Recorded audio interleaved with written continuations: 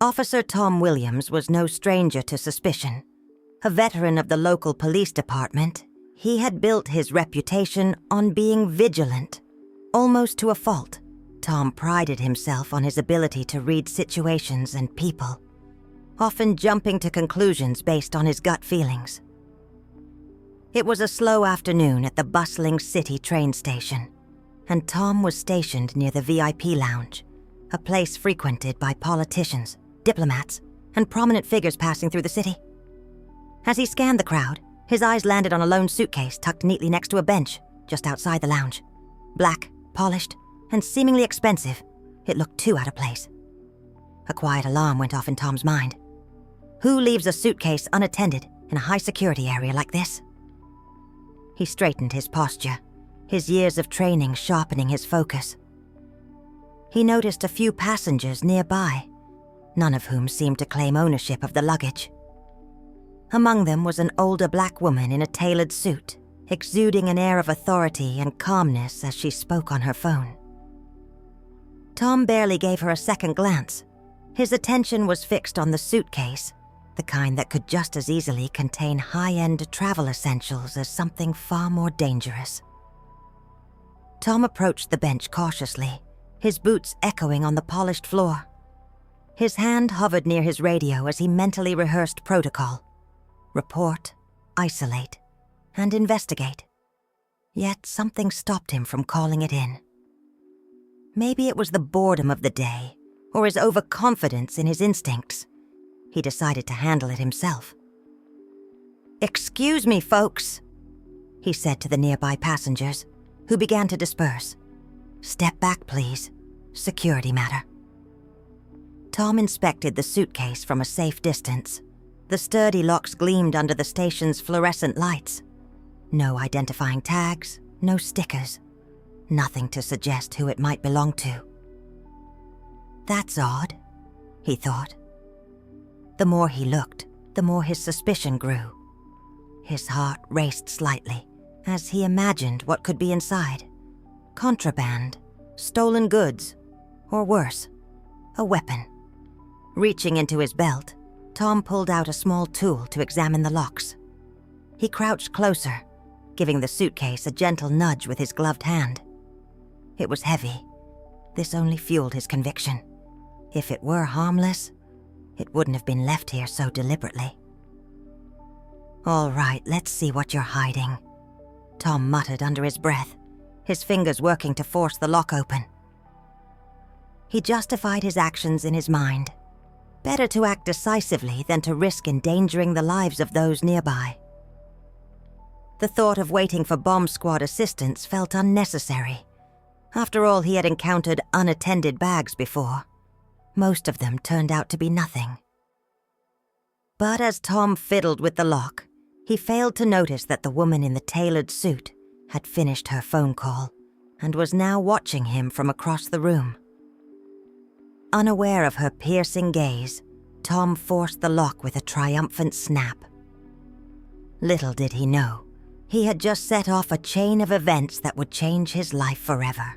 As the suitcase lock snapped open, Officer Tom Williams leaned in, ready to investigate its contents. His heart thudded with anticipation. Years on the force had trained him to expect the unexpected. But nothing in his career could have prepared him for what happened next. A loud, pressurized hiss erupted from the suitcase the moment Tom pried it open. Before he could react, a powerful jet of pepper spray shot directly into his face. The stinging, acrid mist burned his eyes, nose, and throat, overwhelming his senses in an instant. Tom staggered backward, coughing and rubbing his face as tears streamed uncontrollably down his cheeks. "Ah, what the—" he choked out, his voice barely audible through the spasms of coughing. He stumbled, nearly losing his balance, as the potent spray filled the air around him. Nearby passengers gasped, some covering their faces and stepping away to avoid the lingering fumes. Tom dropped to one knee, blindly reaching for his handkerchief to wipe his face. His vision was a blur, and his lungs felt as though they were on fire. The pain was excruciating, and his mind raced with confusion and frustration. Why would anyone booby-trap a suitcase? What was in it that was so important or dangerous that it needed this level of protection? Through his disoriented state, he barely registered the sound of sharp, deliberate footsteps approaching.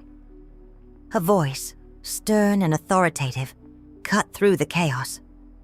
"What on earth do you think you're doing?" the voice demanded. Blinking rapidly and trying to regain his composure, Tom turned toward the source of the voice. Through his blurred vision, he saw a figure standing before him. An older black woman, dressed in a crisp, tailored suit that exuded professionalism and power. Her expression was a mix of disbelief and anger. Tom struggled to respond, his voice hoarse. Ma'am, I was securing the area. Your suitcase." He broke off into another fit of coughing. "That suitcase," she interrupted sharply, her voice rising slightly, "happens to be mine, and you just vandalized it." Tom froze, the realization hitting him like a punch to the gut. This wasn't just any passenger. It was her suitcase, and from the way she carried herself, she was no ordinary traveler. Before he could formulate a proper response, she continued, her voice laced with cold fury. "Do you have any idea what you've done?" she demanded. "This suitcase isn't just mine. It's government property, and you've not only damaged it, but also put yourself and others in unnecessary danger." Tom, still reeling from the effects of the pepper spray, tried to explain. I thought it was suspicious, unattended.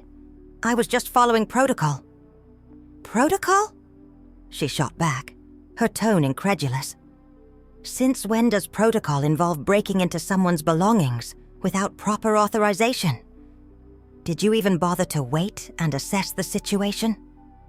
Her words cut deep, each one a dagger of truth that pierced Tom's growing shame. Around them, a small crowd had begun to gather.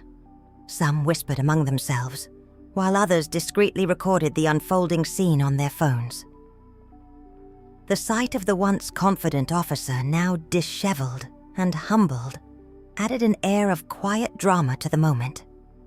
The woman crossed her arms, her expression unwavering. "Let me make one thing clear. I'm not just some random traveler you can dismiss. My name is Dr. Elizabeth Carter, and I'm an advisor to the President of the United States." The weight of her words hit Tom like a freight train. His jaw dropped slightly as he processed the revelation. He had not only made a colossal mistake, but had done so in front of a person with significant authority and influence. His mind raced with the possible repercussions of his actions. Elizabeth continued, her voice steady but firm. "That suitcase contained sensitive government documents, and the spray you just unleashed was a security measure designed to prevent exactly what you just did, tampering by unauthorized individuals." Tom's head throbbed, partly from the pepper spray and partly from the enormity of his blunder.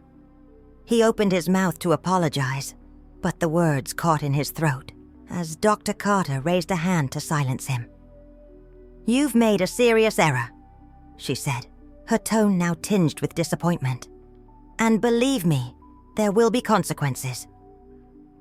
The crowd murmured in agreement, their phones still pointed at the unfolding drama. Tom felt his stomach drop. This wasn't just a mistake. It was a public spectacle, one that would haunt him long after the effects of the pepper spray wore off. Officer Tom Williams stood frozen, his face still stinging from the pepper spray, as the weight of Dr. Elizabeth Carter's words sank in. Around him, the small crowd of onlookers had grown, their murmurs creating a background buzz of judgment and curiosity. Some whispered about the officer's rash actions, while others seemed captivated by the commanding presence of Dr. Carter, whose every word carried the weight of authority. Tom's mind raced, searching for something, anything, that could salvage the situation. "Dr. Carter," he began hoarsely, still struggling to regain his composure. "I didn't mean any disrespect. I was just trying to ensure the safety of everyone here." Dr. Carter tilted her head slightly, her piercing gaze fixed on him. "Safety?" she repeated. "You assumed a threat based on nothing more than the presence of an unattended suitcase. You didn't ask questions. You didn't wait. You acted out of fear or, worse, prejudice." The word hit Tom like a slap. Prejudice. Was that what this was? He wanted to deny it, to protest that he was simply doing his job. But deep down, he couldn't ignore the uncomfortable truth.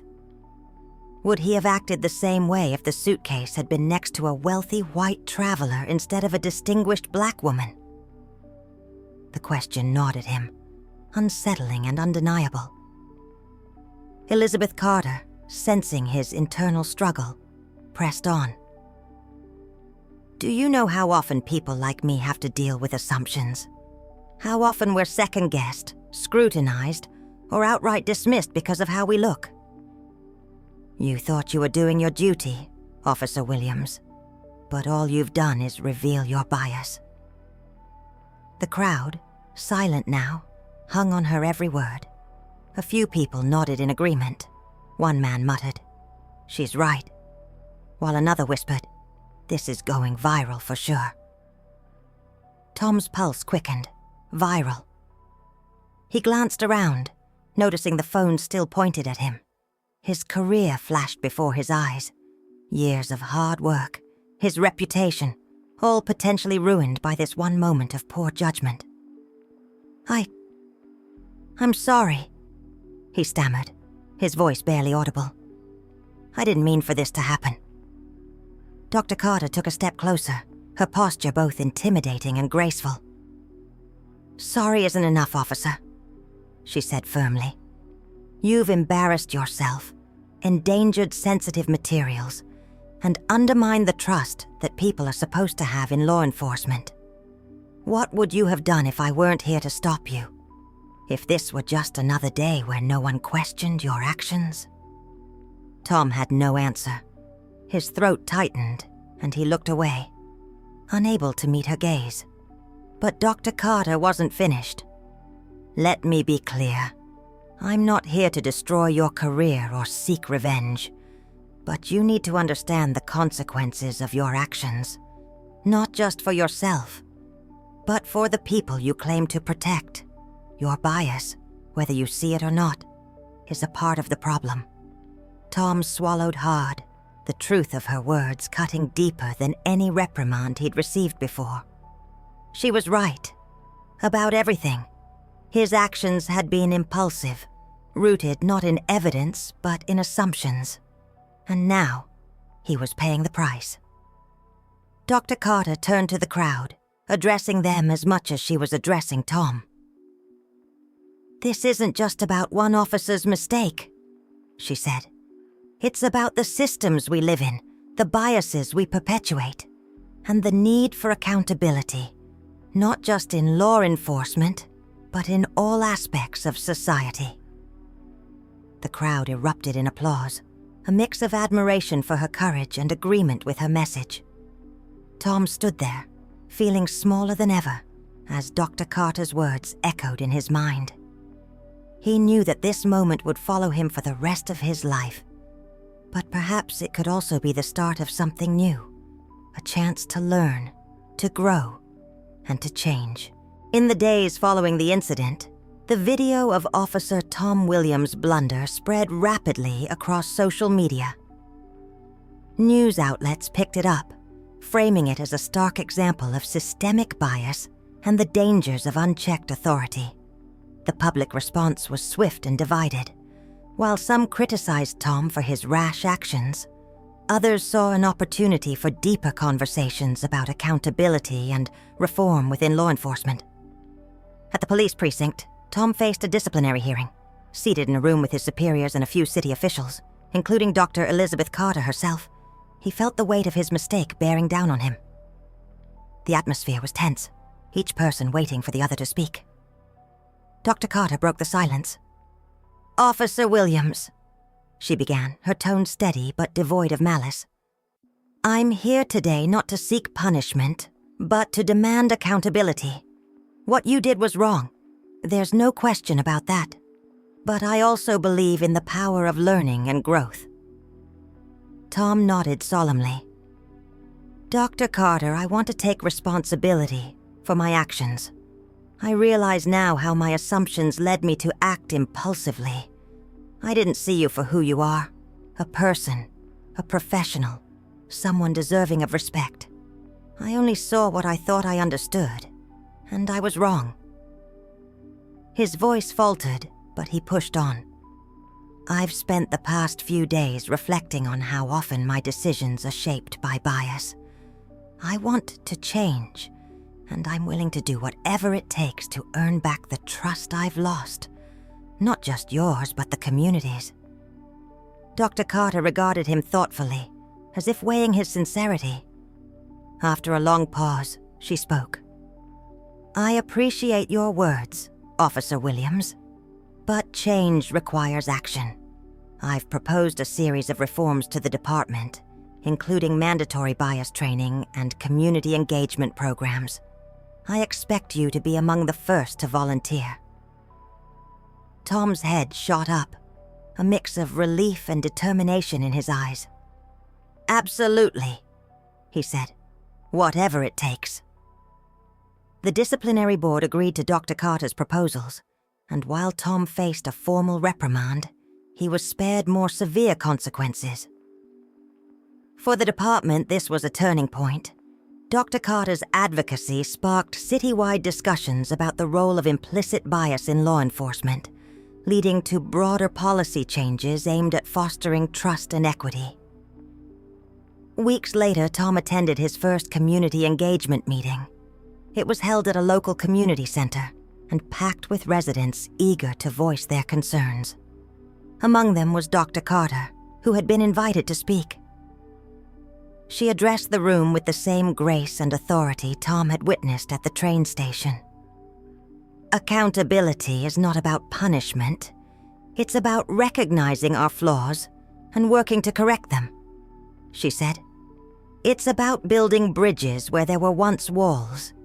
And it's about ensuring that no one, regardless of their race, gender, or background, has to fight for the respect they deserve." Tom listened intently, her words resonating deeply. When it was his turn to speak, he stood before the crowd, nervous but resolute. "I'm not here to make excuses for what I did," he began. "I'm here to listen, to learn, and to promise that I'll do better, not just for myself, but for the community I've sworn to protect." To his surprise, the audience responded with cautious applause. It wasn't forgiveness, not yet, but it was a start. Over time, Tom became an active participant in the reforms Dr. Carter had championed. He attended workshops, engaged with community leaders, and worked tirelessly to rebuild trust. The incident that had once threatened to end his career became a catalyst for his transformation, a painful but necessary lesson in humility and growth. Dr. Carter, for her part, remained a powerful advocate for change. She continued to use her influence to address systemic issues, ensuring that stories like hers, and the countless others that went untold, would not be forgotten. And though their relationship began with conflict, Tom and Dr. Carter developed a mutual respect. For Tom, she became a reminder of the values he now strived to uphold. For Dr. Carter, he became proof that even those who falter can rise again, provided they're willing to face the truth and fight for what's right.